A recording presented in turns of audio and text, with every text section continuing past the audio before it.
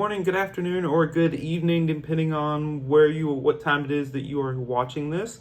This is The Outside Noise. I, of course, am Taylor Hodges with HottyToddy.com, and I will be your lead noisemaker for today's episode.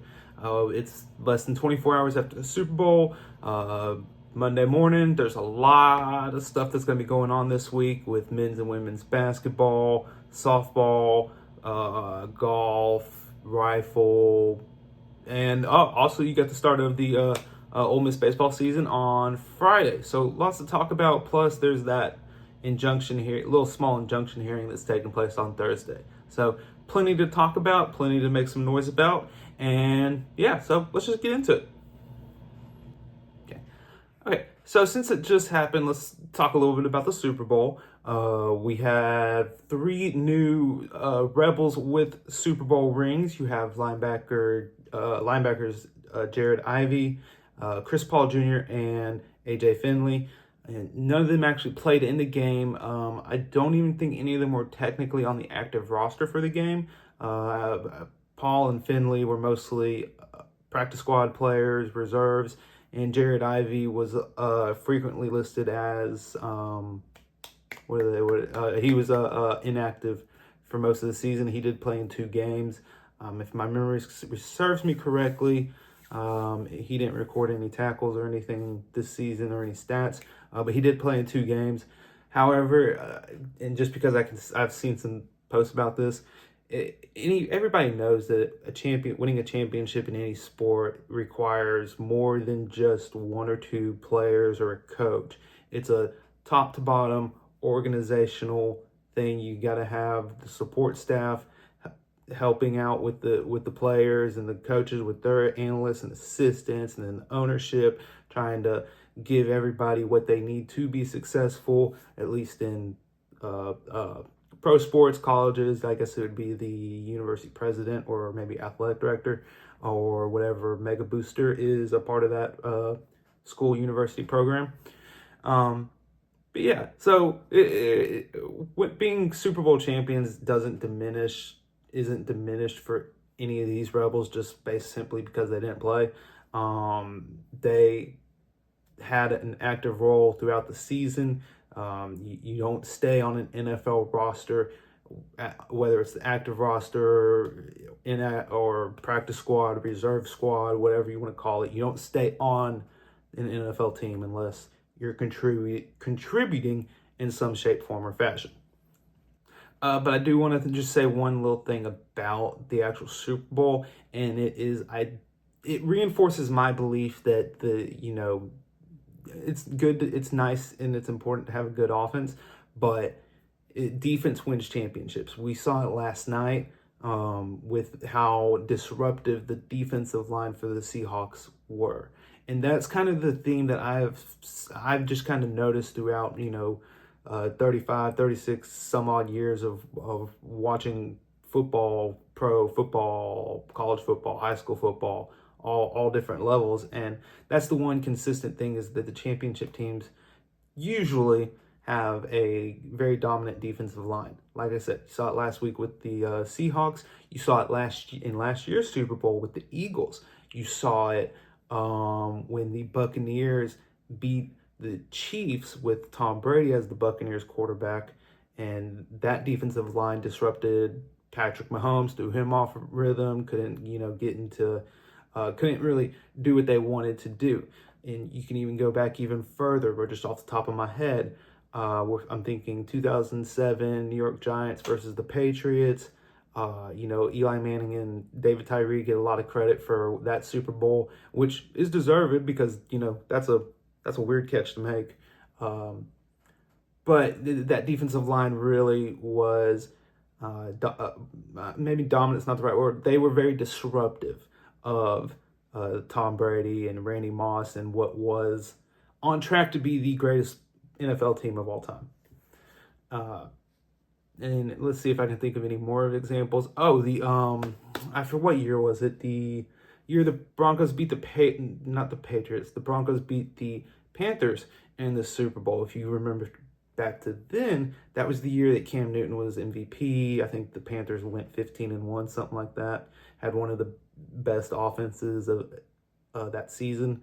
But Denver came in with the Von Miller led pass rush, defensive line, and disrupt. They did what we've been talking about, disrupting the Panthers enough to where the Broncos won that Super Bowl. And I'm sure some of y'all are probably thinking maybe of another one example that I'm just not thinking of. There's plenty of them out there, but I think my point's proven that you got to have that great defensive line to win championships.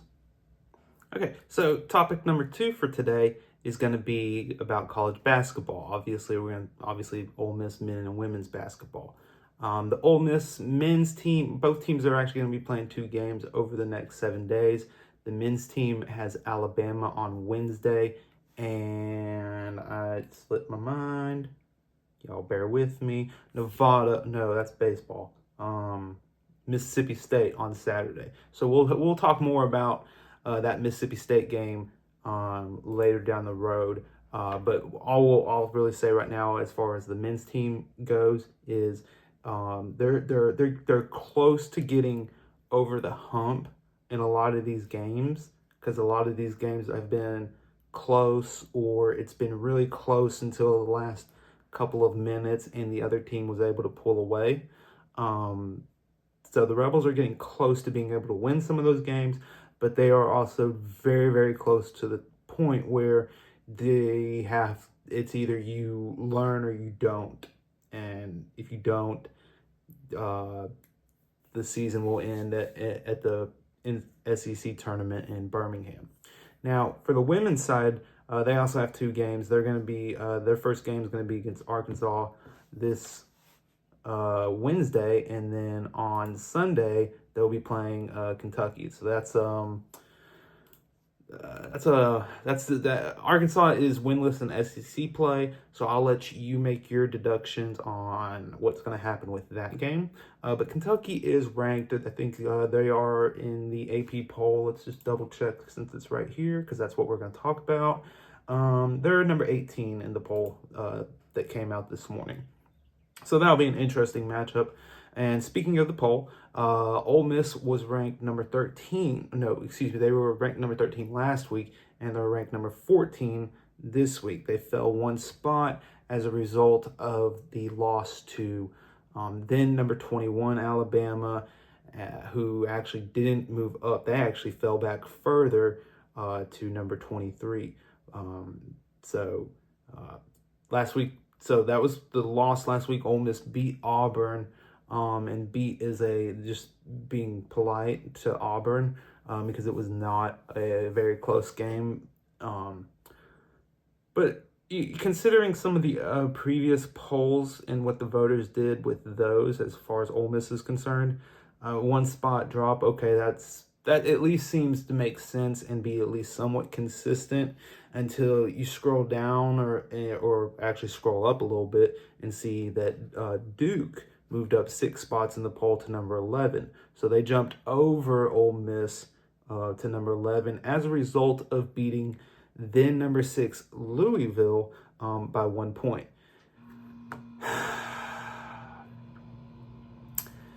What doesn't make sense to me is Ole Miss 2 weeks ago beat number 5 Vanderbilt by more than 1 point. And they only moved up 4 spots, and they still got stuck behind Michigan State, who, Michigan State has the head-to-head win against Ole Miss, but I don't necessarily think Michigan State's wins are as impressive as Ole Miss's wins. So, in my opinion, the head-to-head really shouldn't weigh that much. But hey, what do I know? I'm not a voter. But you only moved up Ole Miss 4 spots after beating a higher ranked team than Duke, but the Duke gets to move all the way up to number 11. That's 6 spots. It just doesn't make sense to me. And yeah, Duke had a 95-36 win over a SMU team that I don't think's ever been close to even being ranked. So it just doesn't really make a whole lot of sense. But hey, I guess if we're looking for consistency, the inconsistencies for this AP poll is the consistent part of it all. So, you know, to quote Coach Yo, make it make sense, y'all. I know it won't, but hey, we can all hope. And so, yeah, we'll go on to our last topic for the day. Okay, so we'll talk more baseball and softball later in the week. We'll have another episode probably on Wednesday, and I'll make sure to talk a little more about some baseball and softball stuff then. But I guess for now, to end this episode, we can just go back to the injunction hearing that is scheduled for Thursday. That's the preliminary injunction hearing for Trinidad Chambliss's lawsuit versus the NCAA, where he's asking a judge to grant the injunction that will allow him to join the Ole Miss football program as the lawsuit proceeds in the court system, thereby allowing him to play next season. And you know what happened after that, you know, who knows what happens. Maybe the lawsuit gets dropped. Maybe it actually goes to court and the NCAA comes out victorious, and that would lead to some awkward questions about what happens to the results of this season, of the upcoming season for Ole Miss. But as far as Thursday goes, again, it's 50-50 on whether or not we actually hear a definitive ruling on Thursday. You know, I've read stuff about judges doing that type of thing from the bench, or also, you know, issuing a written ruling in the near future after the hearing itself. So I guess the thing to talk about is on Friday, Chambliss's attorney, William Liston, filed a couple of affidavits in support of Chambliss's case. And those affidavits came from the Ole Miss general manager, Austin Thomas. And basically, I think reading that, it just kind of reinforced the belief that Chambliss is going to get this injunction and he's going to be able to play next year. And all the uproar and conversations about eligibility and NCAA eligibility and what 5 for 5 years, you know, whether they're playing 6, 7, you know, going pro and then coming back to college. All of that's going to continue. Don't expect that anything related to Chambliss to put an end to that.